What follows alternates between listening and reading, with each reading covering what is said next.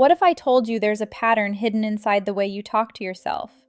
An invisible force that's been shaping your entire reality, and you've been completely blind to it. Some words you use are literally blocking your manifestations. Others are opening portals to new possibilities. And the difference between the two determines whether you stay stuck or break free. This isn't spiritual theory. This is the mechanics of reality. You were taught how to spell as a child, but nobody told you that you were learning to cast spells. Every sentence you speak is an incantation. Every thought you repeat is a command to your subconscious mind. And your subconscious doesn't care if the command serves you or destroys you. It just obeys. I spent 5 years trying every manifestation technique out there. Affirmations, visualization, vision boards. Nothing worked. And then I discovered why. I was affirming for 10 minutes and cursing myself for 15 hours. I was speaking my dream life into existence with one hand and demolishing it with the other. By the end of this video, you're going to understand the hidden structure inside your self-talk. And once you master this, reality becomes yours. This is how I quit my job, how my business exploded, how I moved into my dream apartment. And it all comes down to knowing which words create and which words destroy. Let me take you back to the moment everything shifted. I was sitting in my car outside my job. This job I absolutely hated. And I was about to walk in for another day of feeling invisible, undervalued, and stuck. And I caught myself mid-thought. I was literally saying to myself, here we go again, another day in this hell. Why can't I just catch a break? And something clicked. I realized, I say this every day. This is my morning ritual, not my affirmations. This internal complaint session. This self-pity party. And it hit me like a truck. I've been casting spells on myself this entire time. You know how kids learn spelling in school? We're literally taught how to cast spells from childhood. And every word you speak, every thought you repeat is a spell. It's an incantation. You are either blessing your future or cursing it. There's no neutral. Now, I didn't come up with this idea. I was reading this incredible book called Your Word is Your Wand by Florence Scovel Shinn. She was a metaphysical teacher from the 1920s, and she said something that stopped me cold. Man's word is his wand filled with magic and power. She taught that negative speech is literally self-cursing. She said, man is punished by his own words. And I thought about my words. I'm so broke. I'll never get ahead. Why does this always happen to me? I'm not lucky like other people. These weren't just thoughts. These were commands. These were prophecies I was speaking over my own life. Shinn said the opposite is also true. Blessing yourself and your circumstances is the highest form of spiritual magic. When you bless your money, it blesses you. When you bless your situation before it changes, you compel it to change. And that's when I understood. I had been affirming for 10 minutes a day and cursing myself for 15 hours a day. No wonder nothing was working. Here's what I want you to understand about how reality actually gets created. There's a sequence: thought, emotion, speech, action. Let me break this down because this is where most people get manifestation completely wrong. Thought is the weakest, most subtle vibration. It's just a ripple in your mind. Emotion is stronger. Now your entire nervous system is resonating with that thought. You're feeling it in your body. Speech is even more powerful. You're taking that internal frequency and broadcasting it into physical reality through sound and vibration. Action is the strongest expression. It's thought made manifest in the physical world. Now here's the thing. The most common action you take on a moment-by-moment basis throughout your entire day, more than anything else you do, is speak. You do this constantly. Internal dialogue, external speech, texting, posting. You're in a constant state of declaring reality. So if you believe thoughts create reality, imagine what your words are doing. It's like a strong stroke in the matrix of reality. It's a powerful frequency that literally catalyzes what shows up in your life. And this isn't just spiritual woo-woo. There was this performance coach named Trevor Mowad who trained elite athletes, professional and collegiate athletes, to peak performance. And you know what he said was the single most important tool he taught them? Change the words you use. He said it's really hard to catch your thoughts, but it's very easy to catch your speech. And his research showed that when you say something, it has 10 times the influence over you compared to when you just think it. But here's the part that made my jaw drop. Saying something negative has 40 to 70 times greater impact on you than saying something positive. Let that sink in. Your negative self-talk isn't just neutral noise. It's actively programming your subconscious with 40 to 70 times more power than your positive thoughts. Let me tell you a story that proves how powerful your words really are. 1986 World Series, Game 6, Boston Red Sox versus the New York Mets. There's a player named Bill Buckner, first baseman for the Red Sox. Mookie Wilson hits a routine ground ball. Buckner bends down to field it, and the ball goes right between his legs. The Mets score and eventually win the World Series. This moment became one of the most infamous errors in baseball history. But here's what most people don't know. 19 days before that game, Buckner was interviewed about the pressure of the World Series. A reporter asked him about his fears, and this is exactly what he said. I'm quoting him directly. "The dreams are that you're going to have a great series and win. The nightmare is that you're going to let the winning run score on a ground ball through your legs." Exactly what happened. Your word is your wand. The words you speak don't just describe reality, they create it. They program your subconscious mind, and your subconscious mind doesn't know the difference between imagination and reality. It takes your words as commands and works tirelessly to make them true. When I learned this, I went back through my journals. I had written things like, "I feel like I'm always going to be stuck in this cycle. I just can't seem to get my business off the ground. Maybe I'm just not meant to be successful." I had been casting spells on myself, negative spells, curses, and then I wondered why my vision board wasn't working. Now, I know some of you are thinking, "Luna, this is starting to sound a little out there." So let me give you something that bridges the woo-woo and the scientific. Have you ever heard of Dr. Masaru Emoto and his water experiments? He did this fascinating study where he took water and put it in different containers. Then he labeled each bottle with specific words or phrases.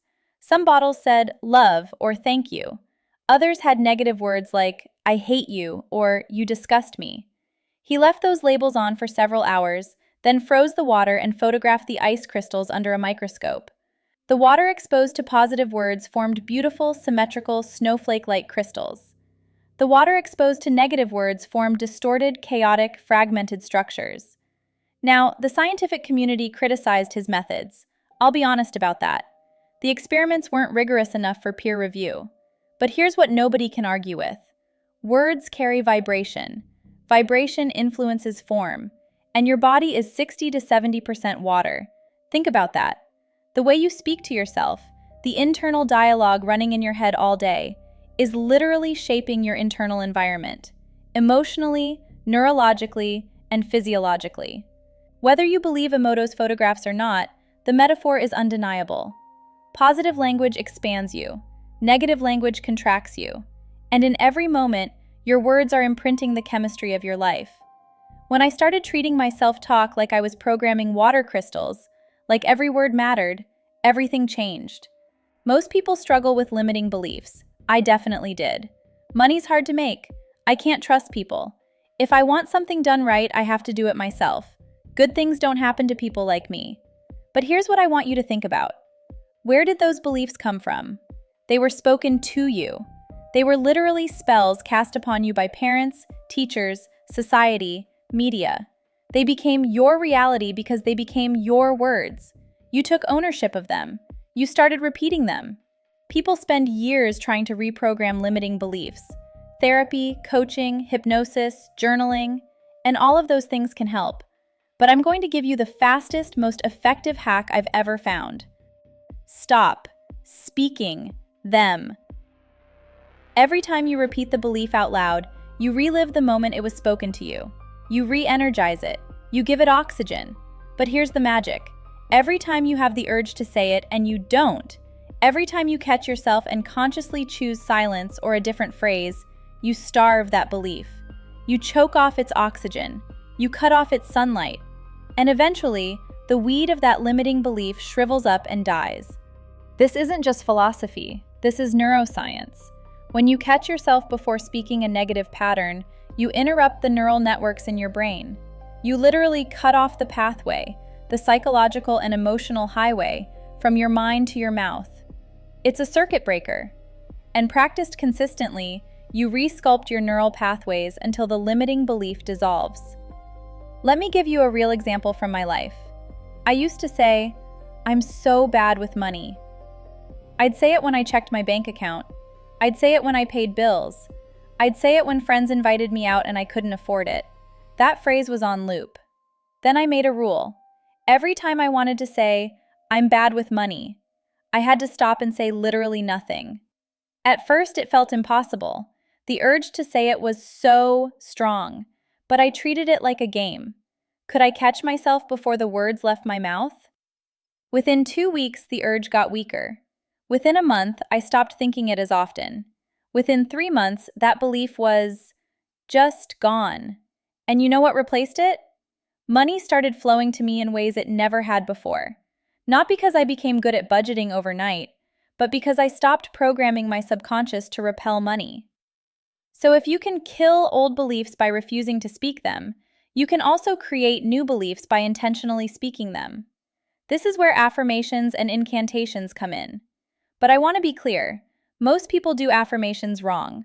They stand in front of a mirror and say, "I am wealthy," while their brain is screaming, "No, you're not. Look at your bank account." And there's so much resistance that the affirmation just bounces off. Here's what I learned to do instead. I used incantations with emotion, repetition, and specificity. The word incantation literally means a series of words spoken or chanted as a magical formula intended to produce a specific effect. It's spellcasting, real magic, and it works because your subconscious mind learns through repetition and emotion. Here's how I did it. Every morning before I even got out of bed, I would say, out loud, with feeling, "I am a magnet for abundance. Money flows to me easily and constantly. My business is thriving. I am living in my dream apartment. I am free, abundant, and powerful." But here's the key. I didn't just say the words. I felt them. I imagined what it would feel like to check my bank account and see abundance. I imagined what it felt like to wake up in my dream apartment. I let that feeling wash over me. And then I spoke the words as if they were already true. And then, and this is crucial, I monitored my self-talk for the rest of the day. Every time I wanted to complain, every time I wanted to say, "I'm broke," or "This is so hard," I stopped. I caught it. And I either said nothing or I redirected. "I'm building wealth. This is part of my growth. Money is on its way to me." It felt ridiculous at first. It felt like I was lying to myself. But within weeks, I started noticing shifts, opportunities I'd been blind to before, ideas that felt exciting instead of scary, small amounts of money showing up in unexpected ways. And within 6 months, I had quit my job, my business took off, and I moved into this apartment, the one I used to drive by and dream about living in, the one I thought was out of my league. Now, this isn't new information. Ancient wisdom and scripture have been teaching this for thousands of years. Every major spiritual tradition treats words as sacred. They're not just communication tools, they're creative forces, destructive forces, consequential forces. The Bible, the Bhagavad Gita, Buddhist teachings, indigenous wisdom, they all say the same thing. Guard your speech. Your words have power. You are casting spells with every sentence. And modern neuroscience is finally catching up to what the ancients knew all along. So here's what I want you to do.